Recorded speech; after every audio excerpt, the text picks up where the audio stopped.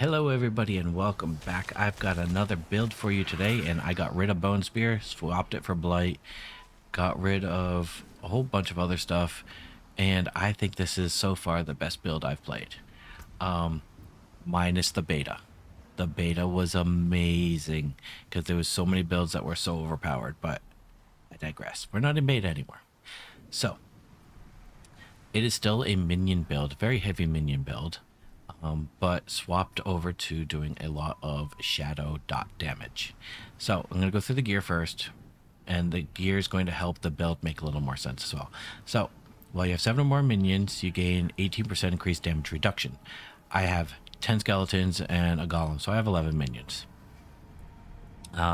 This is getting replaced, so it's not a big deal. This is just a better chest than what I was wearing. For the gloves, 113% increased damage for 6 seconds after the Shadow Blight key passive damages enemies 10 times.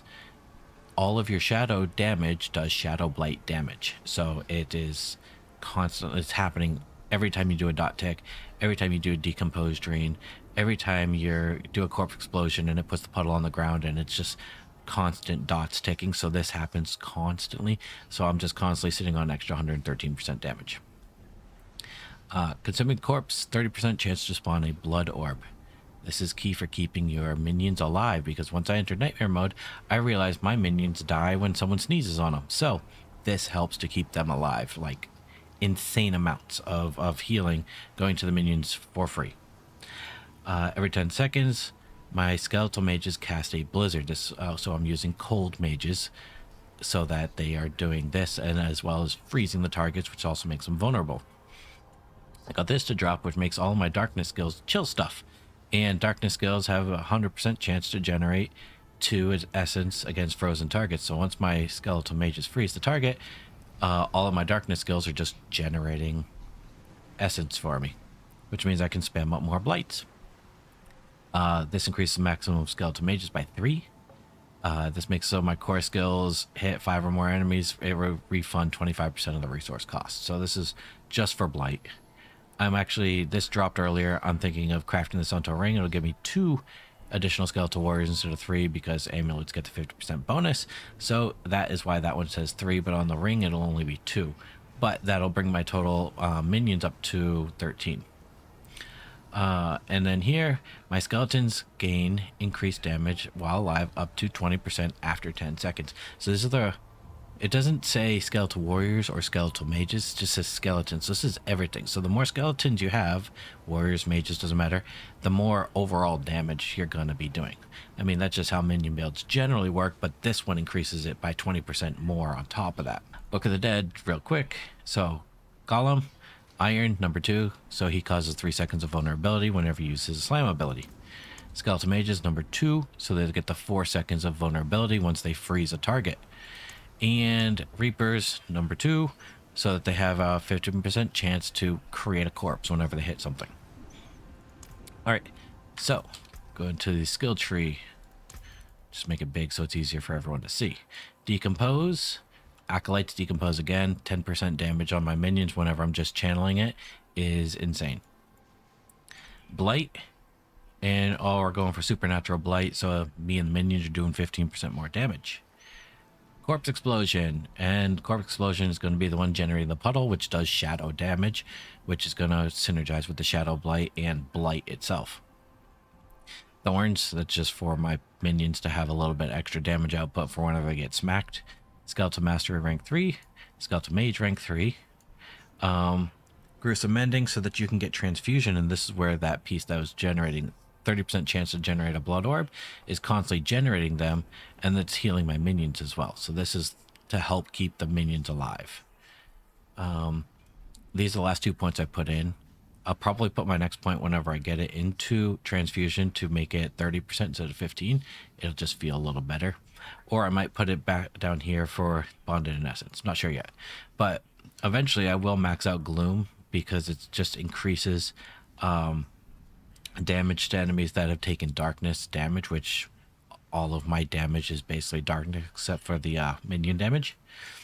So down here, 3 points Golem Mastery, the entire Army of the Dead tree, Inspiring Leader, Hellbent Commander, Bonded in Essence, death defense.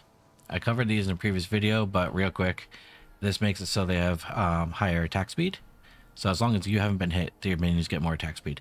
This makes it, if you're close to your minions, do 30% more damage. This makes it so your minions cannot take more than 30% of their max life per hit.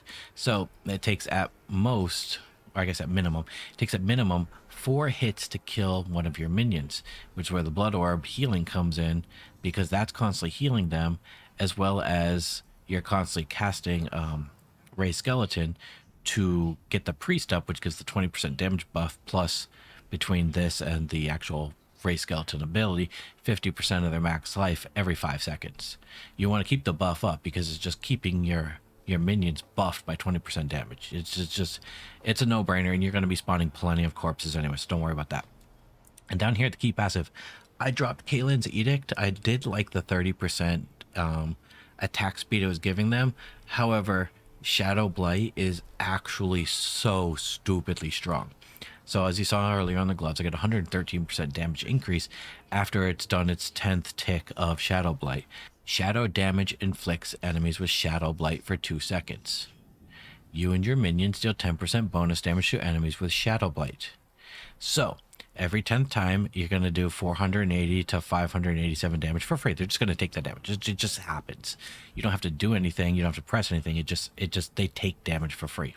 But if you look up here, this is shadow damage. This is shadow damage. And because of this one here, Blighted Corpse Explosion, it turns into a puddle of shadow damage. So all 3 of your damage abilities are doing shadow damage, which means every time they do shadow damage, they're taking shadow blight damage, which means your damage is going to be massively increased. All right, let's go show some, I guess show the build in progress a little bit. Like, show the damage that this can do, show you how fun this is to play. I've had so much fun playing this. So here we have an actual elite. Let me just put a couple puddles under him and start decomposing, and he just melts. He just melts. This is literally how easy it is with this build.